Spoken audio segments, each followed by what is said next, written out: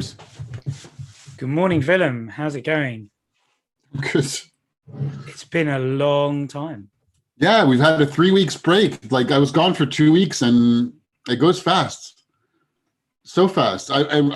This is one of the most recurring. One of the most reliable things I've been doing for the past year, and it's still very, very difficult to keep up with the regularity of just this weekly appointment at a regular time.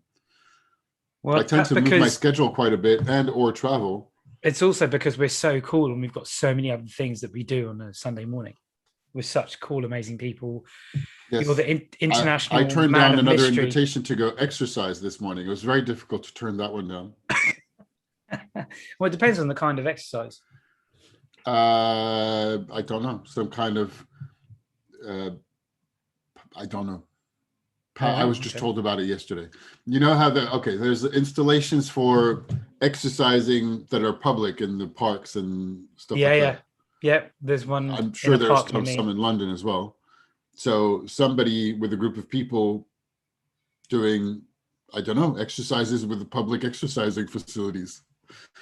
We just had some serious power muscle things, I think, from what I understand.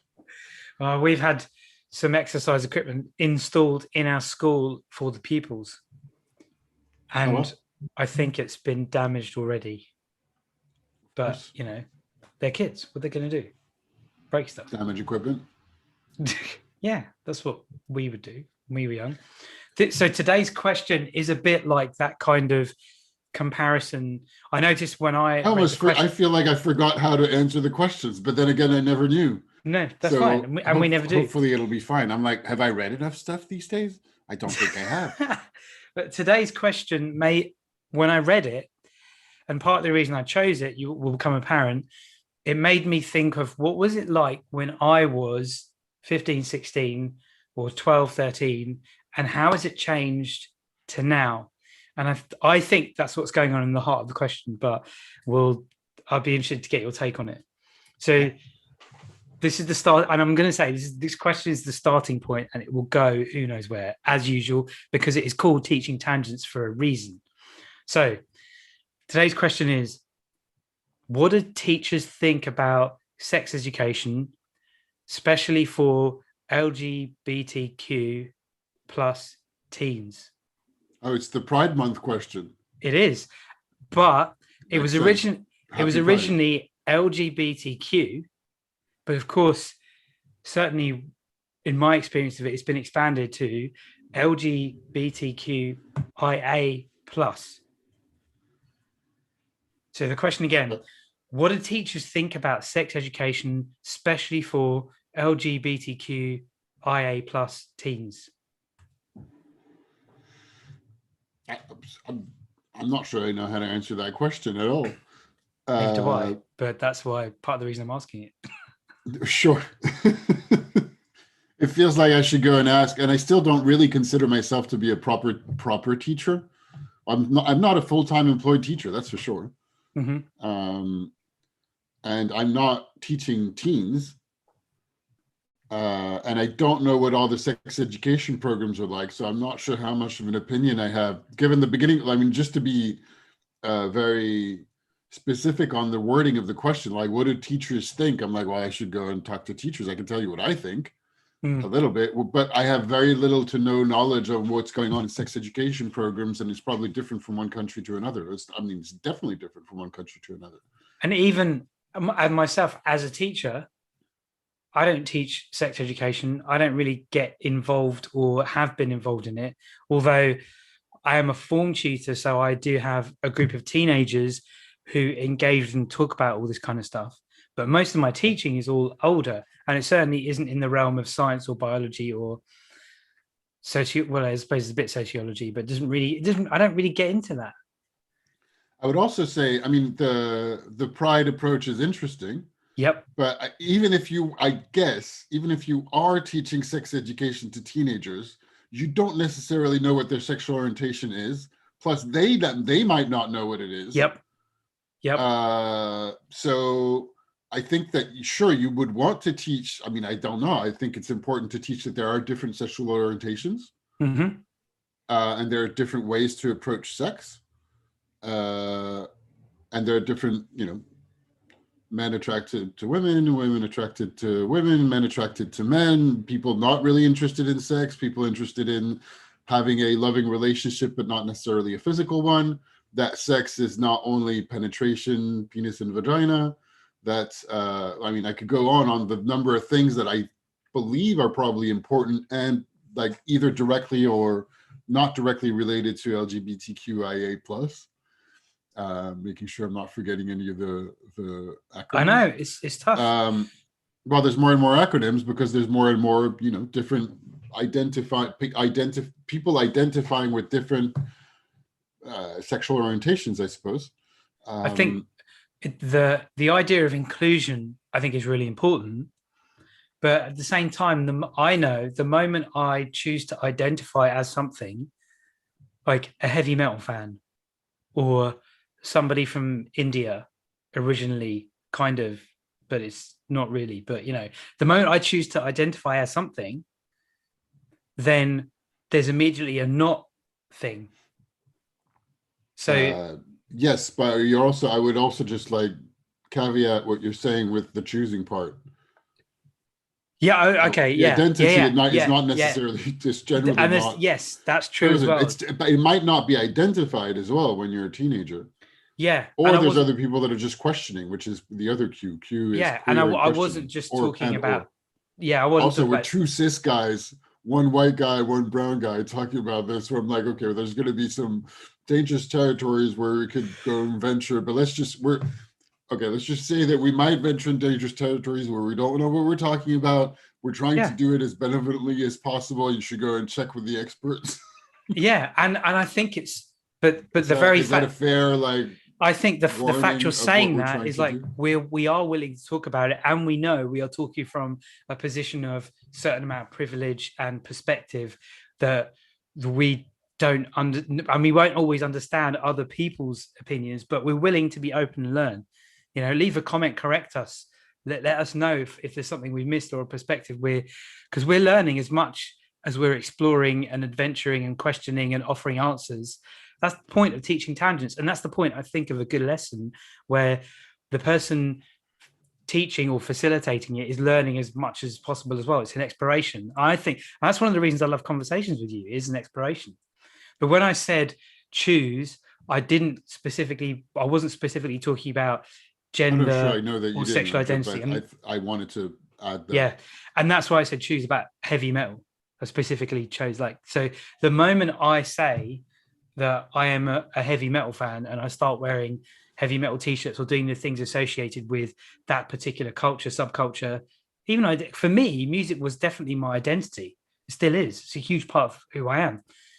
Then straight away, there's all the people who aren't that. And then not only all the people who aren't that, all the people who, I want to say not that. So kind of the third group. The people who might judge you, the people who might. Yeah. I'm thinking in terms of Which happens a lot in teenagehood. In teenage years, you're trying out and experimenting and finding what your group or your tribe is, and which includes, dressing like a heavy metal fan or a grunge guy or wearing t-shirts. And insisting on wearing t-shirts, even though I should be wearing shirts. And of course, people listen to you differently. People listen to me and look at me differently when I'm wearing a shirt and a jacket than when I'm wearing a t-shirt. Yeah. It's surprising, but yes. No, it's not. It's just, we automatically judge people, don't we? Anybody who thinks they're not judging people is deluded. Yes. Yeah. But, we look and we automatically have a sense of like framing and organizing and classifying or labeling people based on the way they look and based on our references and our frame of reference for that. Sorry, that's slightly different again, but I totally we can't help it. We do it automatically. Yeah. And most of the time you don't even realize that you're doing that, even if you're trying to not judge people, but that's a conscious effort that comes afterwards. this is back to system 1, system 2 from Daniel Kahneman. We automatically have ways to, our system 1 is automatically making shortcuts to be able to evaluate the world around us. And that's one of the ways we do that. One of the ways we do that is just without, well, one, we don't pay attention, but if we do pay attention before there's conscious attention, there's some kind of effort of, okay, dude in a suit, probably more trustworthy, not trustworthy, but just, not the same maybe not category more trustworthy. Not the same category as the person in the black leather jacket metal person with long hair. You're like, oh, just, you don't even think, because even when I'm putting words to it, that is a conscious thought. So it goes further than the borderline unconscious system 1 automatically just assessing the world around you based on your frame of reference. Whatever your frame of reference is, if you like heavy metal, then you might think, oh, okay, cool guy. Or if you don't, you're like, oh, dirty person with long hair, not trustworthy. Just like, whatever your code is. But that process of instant, I like the way you said it. Actually, we don't even think. It's so how it is. No, we don't. That it's not even a thought of like, I've made the mistake. I've been in conversations and made an assumption about someone's sexual identity, and have I done it with gender identity? I haven't done it with gender identity, but like, because pronouns are everywhere. But certainly with someone's sexual identity, I've made that mistake and said and been corrected, and I think being afraid of making a mistake is the challenge. Being willing to make a mistake and be corrected, I think, and being open, I think, is really important. And I think that you're kind of like, maybe. Is that what you did? No, I'm like, sure. I'm not sure what you're referring to. Well, I mean, I think what I'm referring to is that some people are very, very fixed in their ideas and opinions about everything, from gender identity, sexual identity, and I've seen it with children and some of the people I teach as well. I've been asked, what do you think about the people who identify as a whatever? Do you believe that gender and sex are binary, like this, like the tooth? And then that's because the young people are looking to me to give an answer, and I can't. Mm-hmm. I don't always know. I don't, but I like to think that treating people with respect is important. Sure, I think it's a good start. But then how do you do that? To treat people with respect? How do you know whether you're treating someone with respect, do you think? Wow, that's a whole other question. Well, if you're nice to them and not insulting and not mean, and generally, if you're nice to them, you treat them like you would want to be treated. Yeah. I mean, it sounds really basic, but it's kind of where it starts, doesn't it? So that mean, have you ever to them like another person? I don't know. Have you ever unintentionally insulted someone? Have you ever unintentionally insulted someone? Probably. I don't necessarily know. They have to tell me, or I have to notice. And people don't always say. Sure I know that I have. But I also know that sometimes I don't know that I have. If the person doesn't tell me anything and doesn't tell me they feel insulted, I don't know. Yeah. I seem to come across people who I either unintentionally insult and tell me, or unintentionally insult and don't tell me. I seem to do that a lot in my job. I don't know if I don't know if I do that a lot or not. I'm sure that I used to do that a lot more than I do now, but I've had a lot less interactions with a lot of new people in the past year. So, or I think the benefit of a bit of age and wisdom and practicing things like meditation, etc., also helps to a certain extent. And it helps to a certain extent on not saying every single thing that comes to mind, including a lot of offensive things. Oh, I've toned okay. down on how much offensive stuff I spew, or potentially offensive that I just think is funny. And I think there's also just like studying and appreciation for the fact that people tend to think differently than I do and don't find the same thing offensive. So I don't do that as much as I used to when I was younger. I don't know. And there's also the times have changed on what's culturally and politically acceptable to say or not say. And Yeah. or there are a lot of things Yeah. that seemed to be acceptable, but they were just offensive to a lot of people, which that's a whole other ball game. And I'm being vague because it's difficult. I mean, I don't even know what to say that would be. I don't want to be purposefully offensive anyway, necessarily. Um, but no, you don't know. But I don't know where I'm going with this. Well, another thing. So I started the question before I said the question. I said when I read the question, it made me think of how much times have changed and how different it was when I was a teen. And certainly, when I was a teen, I don't remember thinking about gender and sexual identity in the range of ways that we do now. It just no, I don't think I had a concept of homosexuality really. I think the first time I heard How it old are was you talking about? I'm talking. So I remember actually the first time I heard the idea of homosexuality was only as an insult, and I was 11, and I vaguely knew that it meant it was a guy who liked guys, and it was only ever used in the context of an insult. But that was it. We did use a lot of context of an insult, but then I look at and this is also maybe a testament to either times changing or the social circles that we hang around, I guess. Um, but I remember my brother explaining to my nephew, who was 5, about homosexuality. Just, but not really like for a 5-year-old. So, there's a guy who likes another guy.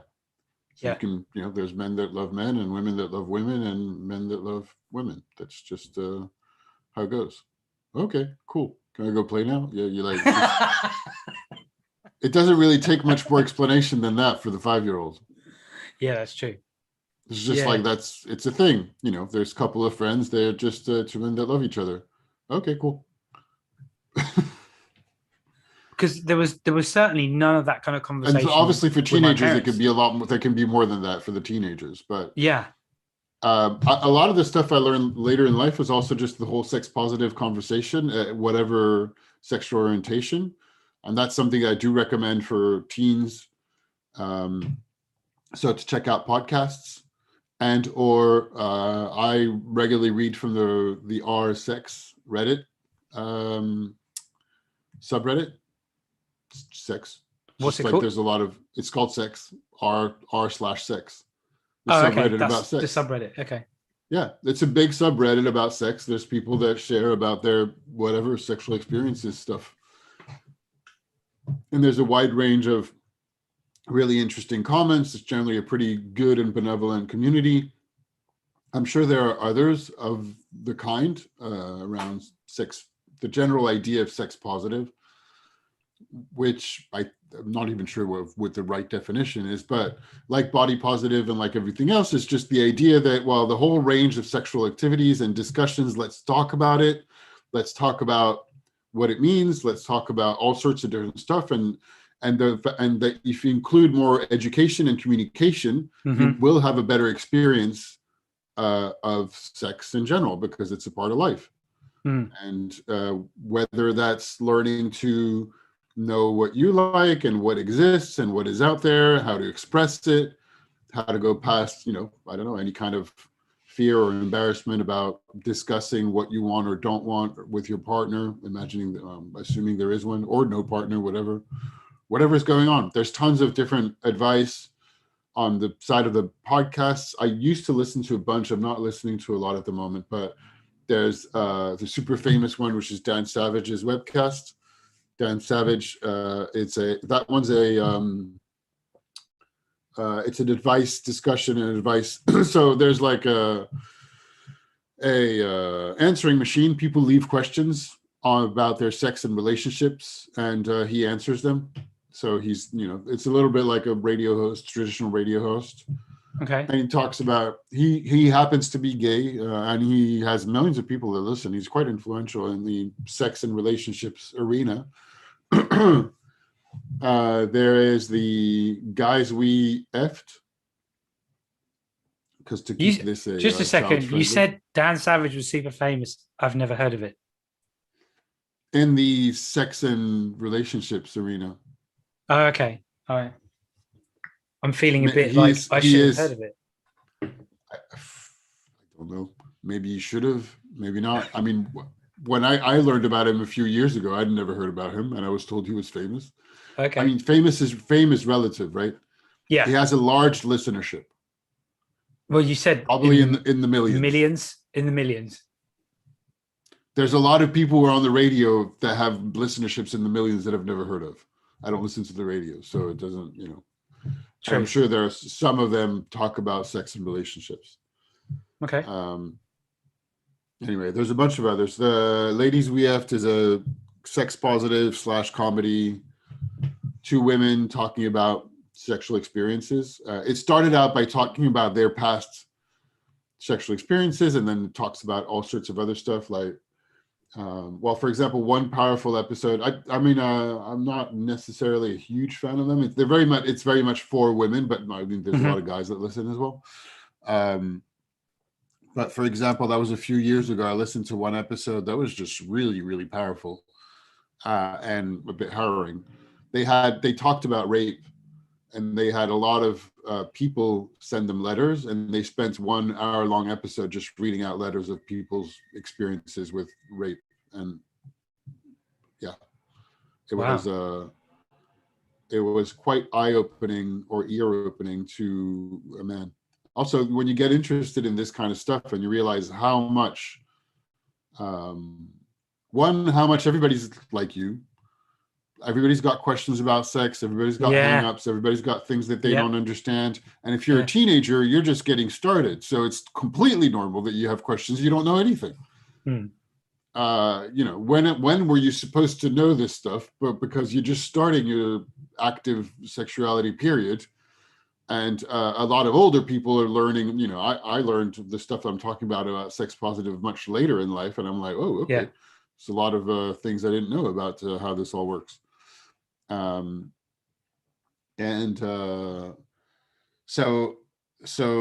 and it's, it can be quite an embarrassing thing. We in the Judeo-Christian world, Western world, generally speaking, it's been and it still is, depending on the family you grew up in, very much something that has been for a very long time shunned and not spoken about and wrong, and all sorts of varieties and flavors of this kind of stuff, let alone like not even speaking about the LGBTQIA plus, all the people in any kind of minority of sexual orientation or fetishes, kinks, whatever.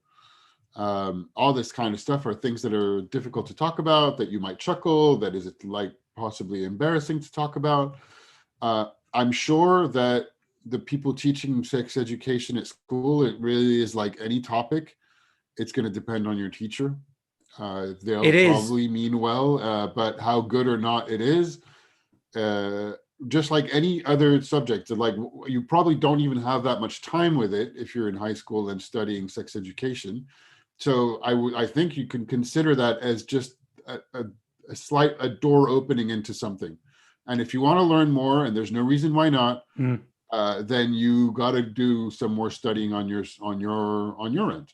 Yeah, I read actually a funny story in the sex subreddit of a teenager who just had their first. So a teenager talking of the fact that they're an assiduous reader of the subreddit. Yep. And they were telling their story of being in a sex ed class, and the sex ed at their high school, and the sex ed teacher. So it was meant to be a session of like open questions and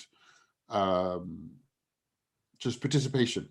Mhm. And the person telling their story described themselves as somebody who is pretty shy and reserved and Mm. doesn't usually speak or say anything in class. Mhm.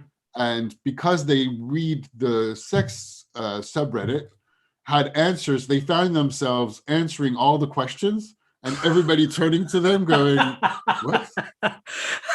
And answering all the questions like with really, detailed knowledge of all sorts of sex positive things.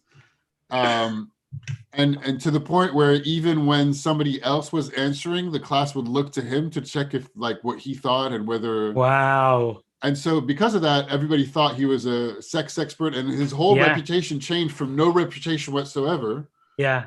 to sex ed, and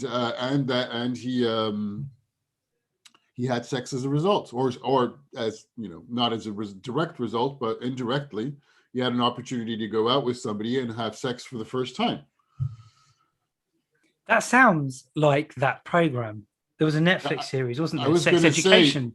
That sounds it's entirely exactly that. possible that this story I read that was told as a true story was a fictional, like that happened, is also Okay, another it's true. subreddit. Yeah. I'm like, I have no reason not to believe it. It seems Yeah. cute. It's entirely possible that it's a fabrication, but maybe not. And ultimately, if somebody says something like that, it was very detailed. There's no particular reason to imagine that he's lying, and people are like, good for you, Yeah.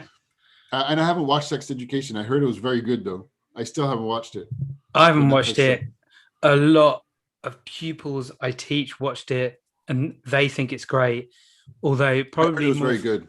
probably more for the comedy rather than any of the topics about it. It's an interesting kind of idea. But what you're saying about sex education reminds me that certainly in my school and certainly growing up, I understood the mechanics. I understood the biology of a man and a woman having sex. I understood all You that. understood the mechanics. I mean, I Yeah. realized how much I didn't understand the mechanics, and I still don't understand the mechanics because we're not cars, and every person you're going to have a chance to have a sexual experience with is different.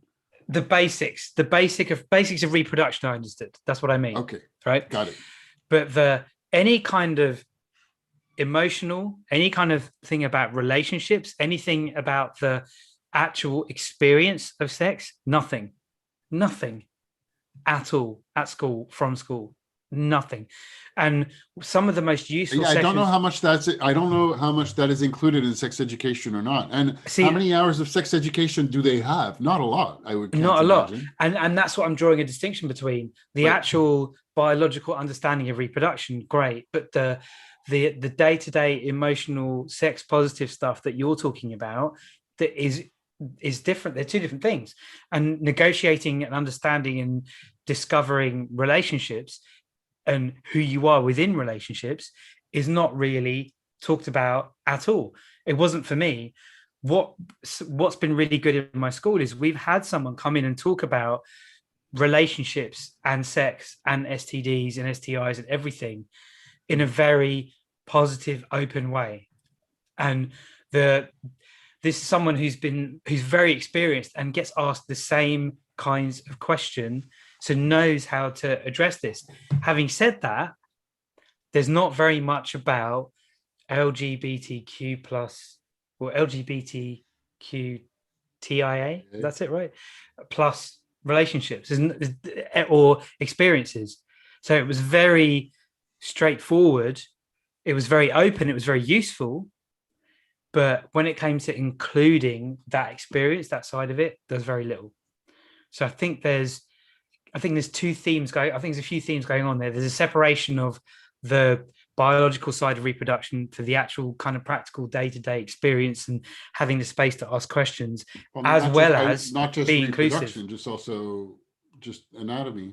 Yeah.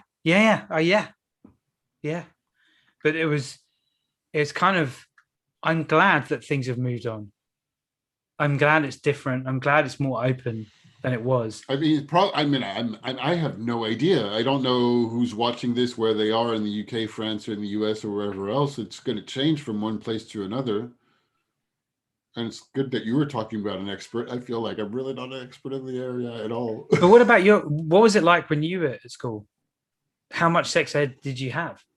Can you remember? I don't think we had any. I don't think we had any. How would you define sex ed as well? What? How would you define sex education? I don't know. I heard there's a show on Netflix that has the title, and I heard other people talk about sex ed, and I'm rewatching The West Wing, and there's a couple of episodes where they talk about sex ed in school. So I'm like, okay, that's a thing, exists somehow. So does that mean nothing when you're at Is school? there a sex ed is there a sex ed class in the UK? It's What is it called? only it would be under biology. Yeah, as far as I know, I think we might have had like one conversation in biology class once about it, or I don't remember. It's entirely possible that I wasn't paying attention. So, I don't know. High school was a long time ago. I'm sorry. You can't remember anything like that? I can. Maybe it's just me then that remembers stuff No, like I that. don't think it's just you. It's me that particularly doesn't remember things. Why? It's somewhere, I guess. So, Yeah, I mean, I because know that I definitely did not have a sex education class named anything remotely close to sex education. It's entirely possible that I had something relating to the topic of anatomy of reproduction in biology class, but I don't know. I just don't remember. And it would have changed in the past 20 years anyway, 25. yeah, because we're middle-aged cisgendered guys talking about. Yeah, you chose this question. It's a very bad question. I mean, it's a very good thing to talk about, but I'm like, I don't know what to tell you. Well, I mean, it is a challenging question, and I think it highlights the how much. I think it shows how little conversation there is, maybe because the I'm not sure it does or it doesn't. I don't why know. I think it does. Well, because I don't know. I literally do not know what's going on in schools these days related to sex education. It's easy and a bit, if a bit, what's the word? Judge, challenge. No, it doesn't matter. Just short-sighted or small-minded of me to think it's easy, yet probably short-sighted or small-minded of me to think that sex education could be better than it currently is. But the truth is, I have no idea how it currently is. So yes, it's probably could be a lot better, but I really don't know. So yeah, I'm happy to talk about like what we believe of it. I can share some stuff that I've heard and read. But I'm also not part of the audience that you're talking about. I think the best way to talk, I mean, and again, this is where I don't know because I'm not part of the minorities, or I'm not part of those, but I think that the best way is to integrate all the different ways of different sexual orientations but then have a large, so all right, so you integrate and talk about the fact that there's people, there's gays and lesbians and transgender and gender identity and people feeling like one way or another, people that are fluid in terms of gender identity, but maybe not in terms of sexual orientation, etc. Like just integrate and explain all of that in the class, and then include all of those people in the overall larger conversation about treating somebody with respect and what does that mean and etc. And it's easier said than done because I don't know how many hours they have and I don't know how much stuff they're supposed to cover if you're talking literally in classes within school, which is why I was like, all right, well, probably one safe way to talk about it is to imagine that you're not going to have a lot of hours and that you could easily go and spend more time on your own to find out about sex in general. And I also know this because I think, and you can correct me if I'm wrong, whatever the topic is, there's generally high ambitions of what you're going to be able to teach in a school year, but only so many hours. So there's always more than you can actually possibly teach. And if you only have 1 hour a week or 3 hours in the whole school year of sex education, because I don't think it's actually a 1 hour a week, it's probably one workshop here or there. No, I don't even No, know. that's certainly talking from what I know about schools and talking about my school. You have all the subjects, you have the core subjects, maths, English, science, all the subjects everybody studies. And then you have a section of the curriculum, what's this called PSHEE, personal, social, health, education, that kind of thing. And within that, you're right, it will be like one thing in the year that might be about something to do with sex and relationships. In the meantime, everything else, all the other big issues get covered within that, so which might be the environment, or it might be the most recent thing. One of the things that we had in our school was a whole day all about the plastics and what plastic is doing to the planet. So it would be, and different schools do it in different ways. But I certainly, the amount of time, it's tiny. Yeah. Because So all reality, the other subjects I'm take all priority. Exactly. So of course, sure, it'd be great to talk more about the experience of LGBTQIA plus people, but if you only have an hour and a half in the whole school year, and say like, okay, great, we could do something for Pride in June, perhaps, but also right now it's exam period, isn't it? It is. Yeah, they So have what's the my school priority? Is the exams. priority to do the exams and look after that, or and I'm not saying you shouldn't do something for Pride, but I just to say I understand that the mindset and the priority of all the teachers in the schools are on the exams right now. Yeah, although So there are no public exams at the moment, and okay, certainly for I know that my the students are full on in exam periods. So yeah, the groups, um, the year groups that are not taking public exams have their exam week in my school next week, yeah, and our school has said that pupils can wear something to show part of Pride Week, which I think is at the end of the month. So they can wear something, as they can wear school uniform, and they can wear something to demonstrate being part of Pride something Week, like rainbow like. something rainbow like. And certainly my form had really strong opinions about brands and companies jumping on. My form certainly perceived it as brands jumping on Pride, expressing something with Pride, and they felt that Sure. they felt it was hollow. Have you heard Of about the course it is. Skittles? Have you heard the Skittles one? This year, I haven't seen it now. So Skittles are Skittles, doing, yeah, so they're already rainbow colored, right? So yeah, they're they've doing, been Taste the Rainbow and they've been doing stuff for Pride for years. yeah. So, but I saw a packet of Skittles that was all white, just white Skittles, but you didn't know what flavor it was when you were eating it.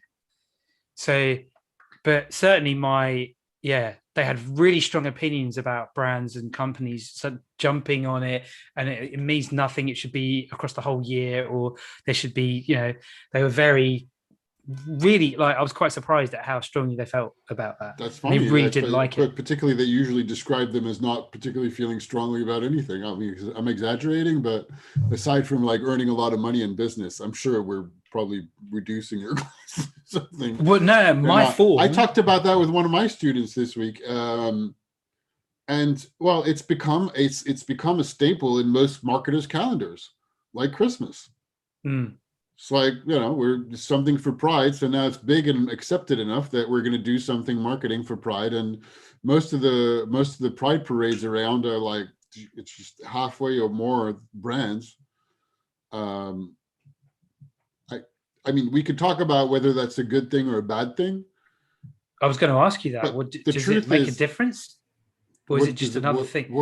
Does it's doing just another things thing. Not okay. for so Yeah. for the brands in their marketing calendars. So I Yeah. want to distinguish like what I'm talking about. Yeah. So if you're doing marketing activities for a brand selling stuff, you look at your whole calendar and you look at all the occasions and activities. Plus, there's more and more of those because you need new things to talk about every day on Instagram or whatever. And so you have seasonality. There's a big seasonality depending on your product category. Mm-hmm. But typically the big, let's say Western countries, you're going to do something for Christmas, you're going to do something for Easter, you're going to do something for Mother's Day, and you're going to do something for Pride. Because it's become big enough and accepted enough that you are going to do something for Pride because it's part of the marketing calendar. How much your brand believes in equal rights and acceptance of different sexual orientation, well, it really depends on what the business is, whether it matters to them that much. And there's a wider point on whether a brand believes in anything or not. and what you believe they should be doing for society. Is it hollow? Yes, just like Coca-Cola selling Coca-Cola for Christmas. Yeah. I mean, and if a brand does something really cool and creative, will we celebrate it? Probably, because it's cool and creative. If a brand does something that's really kind of like not great, and or a mistake, like did you see the Burger King activation for the International Women's Day? Yeah.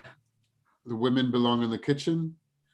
Yeah. So that's a really interesting one. On while they were edgy and creative, and I think they were misguided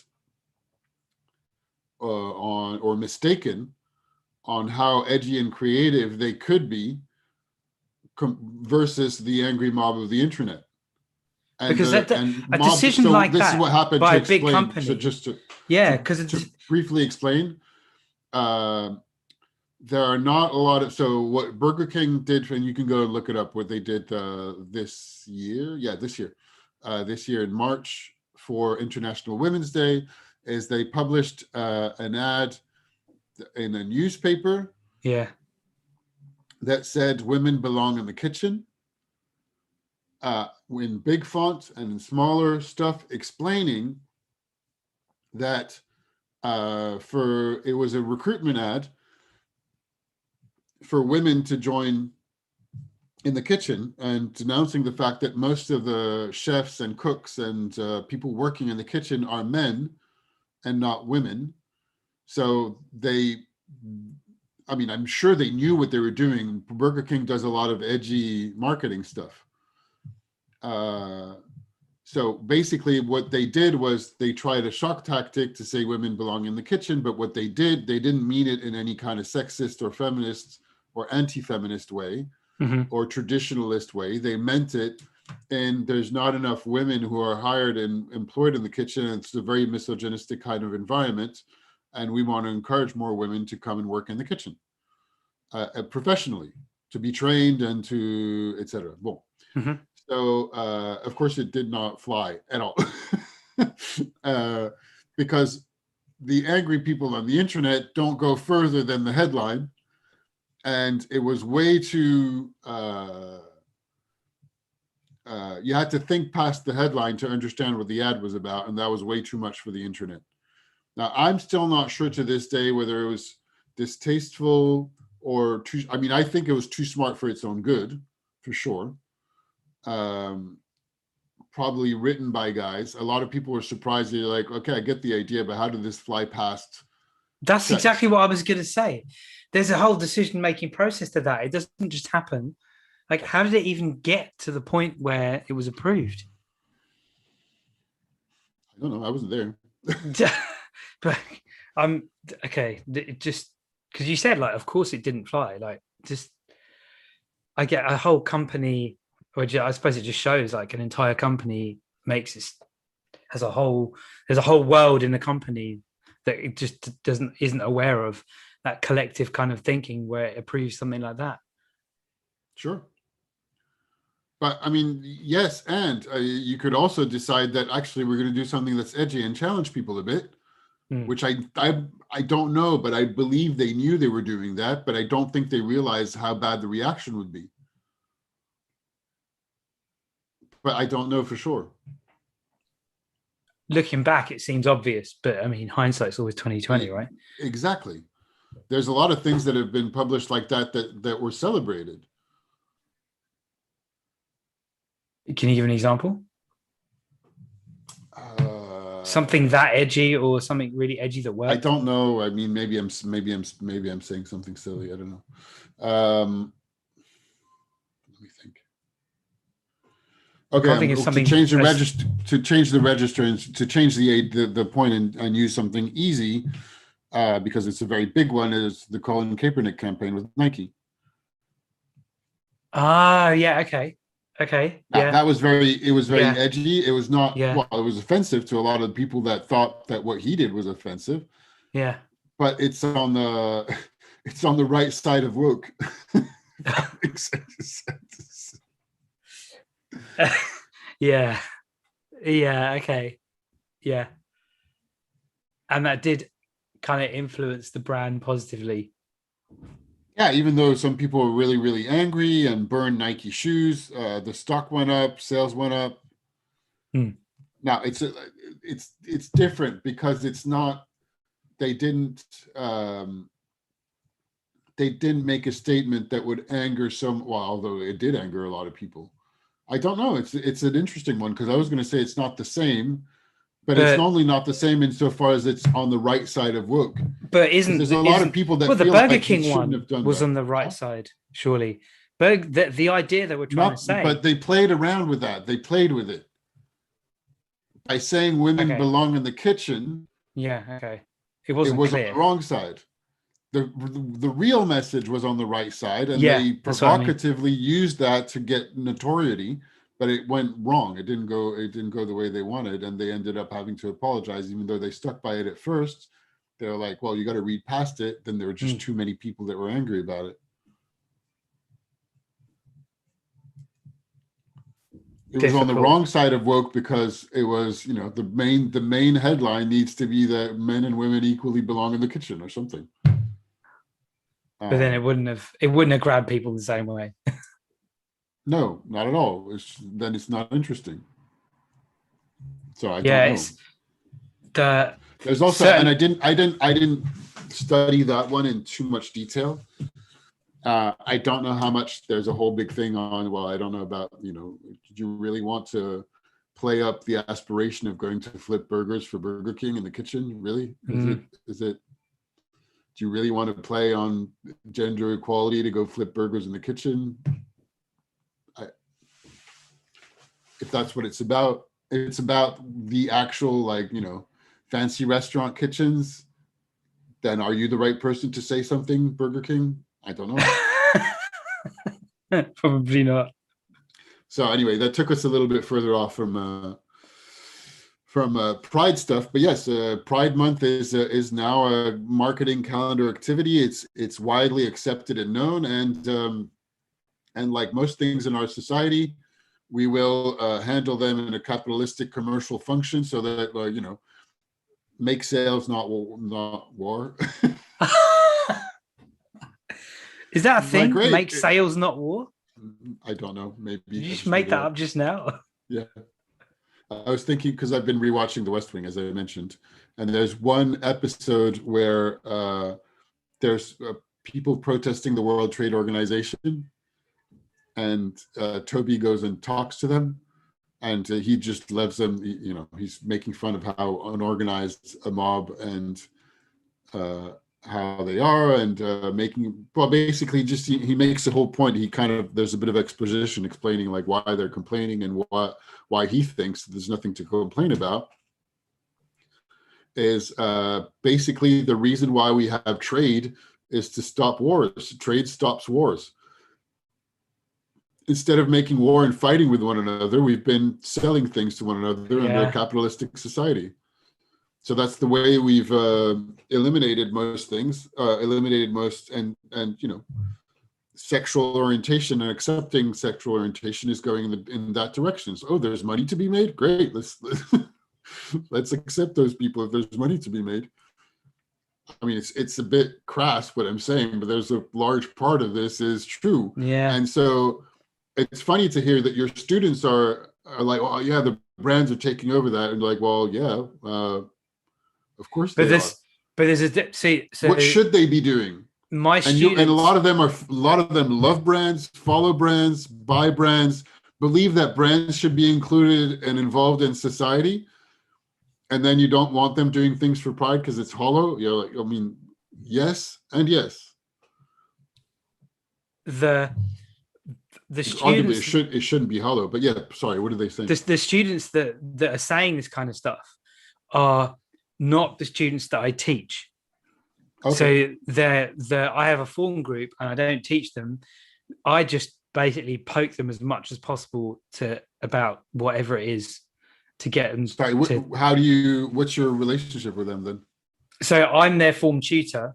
So I like take an interest in them, make sure they're okay pastorally make sure that so if the student has an issue with something, I'm like their first port of call. But And do you have interactions with them on a regular basis, or how does it work? I take the register with them every day. I have form time with them a couple of times a week. I give them the notices. It's that kind of relationship. So they Okay, I don't see. This is one thing that like the French schools are not organized like that, or at least they weren't when I was in school. We had a head teacher for our class, and is a form a class or a year? What's a form? So in English schools, there's two bits. There's the subject side of it. That's called that would be like heads of department, heads of subject, and then there's the pastoral side of it, which is the emotional well-being. Pastoral, Pastoral. You not heard that word? I know the word, the pastoral symphony. Oh, okay. So this is more the context of emotional, social. How's school? Are you fitting in? Are you surviving? Like that kind of stuff. So I use the word surviving. That's kind of ridiculous. But if someone feels overwhelmed about something and they don't know what to do or how to deal with it, most of the time they'll go and talk to their form tutor. It's that kind of social support network that the form tutors have, and then the form tutors report to the heads of year. So the head of year doesn't, in most schools in the UK, does an assembly every week for the whole year group, and that will involve some kind of uplifting, positive message, getting them thinking about something, whatever it is. I don't think French schools do any of that. They're like just go to class. That's it. Just maybe class the whole time. Maybe there might be some speech from the head of the school at the beginning of the year or something like that. Not every week. So no, just go to class. You come in and you go straight to your class, and that's it. That's it. And then you go to your next class, and then you go home. That's it. Yeah. That's it. I didn't know that. So I've been talking in terms. Yeah, and there's no, it's very different in France. And there's you have class representatives, and there's going to be like some kind of like a school meeting, but not with all the students, just of all the teachers once a trimester. But generally speaking, the day to day is you go and the bell rings and you go to class, and that's it. Yeah, not like that in most schools in the There's UK. generally one person in the school is responsible for, they typically have a double job of like being responsible for discipline and well-being. So most people are scared of them, and nobody goes and talks to them unless they have to. Now that is also in any school in the UK, it tends to be the deputy head everyone's scared of, and they're the ones in charge of the heads of year who the in charge of pupil well-being, whatever you want to call it. And usually they're the people, ironically, they're the person who people are scared of, who you wouldn't expect to be the person in charge of.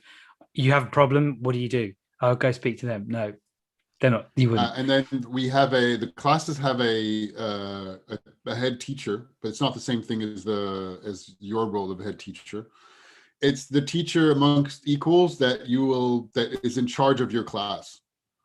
So if the pupil needs something, you will tend to go and talk to that teacher over others because they have an administrative responsibility over the class. Okay, and are you that but they don't class? have any time dedicated to that responsibility, so you kind of just have to grab a minute at the end of the class. And they're teaching you a subject? Yes. Okay. Yeah. Okay. So, but you'll go from subject to subject with different teachers, right? In high school, yes. Okay. And middle school. So it's similar. It's different. So I get to have that time with my form, and I just basically wind them up about life, the universe, and everything, and say, it's a fact. We're all going to die. So how long do you have? How much time do you have for them per week? Oh, I might have 2 or 3 20-minute sessions. Okay. So I'm supposed to do a bunch of things. More than the French schools give. I don't even follow all the time what I'm supposed to do. Sometimes I will talk about something interesting and have an interesting discussion with them about whatever. And that was when they said to me, they felt that they actually said it was all just capitalistic exploitation of another thing. And yes, it's all hollow. That's exactly what I said. Yeah, that's exactly what they said. So, they're like, they're turning into good people because they're just questioning it. It's all about money and profit. I'm like, yeah. So Well, I mean, the argument is that it's not all about money and profit. It's about, normalizing and integrating different sexual orientations through money and exploitation. through money. Yeah. Yeah. And Arguable. This is vastly arguable. I don't necessarily agree with that, but I think that's kind of the idea of what's going on. yeah. And I know that we've drifted off the topic of the question massively because I don't really have anything else to say, and we're getting close to the hour. Oh, we are. I didn't notice that. Sorry, I think we rambled completely, but not. I mean, it's normal for us to ramble off topic, but I felt like I don't really have much else to say about this particular topic of the question, aside from probably yes, LGBTQIA plus should be taught more and integrated more in the sex education, but understanding that there is actually very, very little time dedicated to it altogether. Mm-hmm. So how do you prioritize that time? And unfortunately, it seems like it's going to be still down to the pupils to go and find out for themselves more information by watching the sex ed show on Netflix and listening to podcasts and reading on Reddit and talking amongst themselves, I guess. Probably talking amongst themselves might not be the most useful one, but but they probably will, right? Of course they will. Of course they will. But yeah, finding out for yourself, being willing to listen, being open, and treating everyone with respect.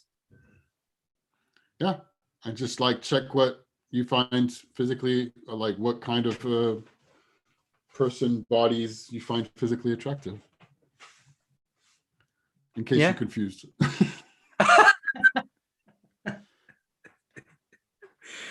Very good. You did the sum up really well there.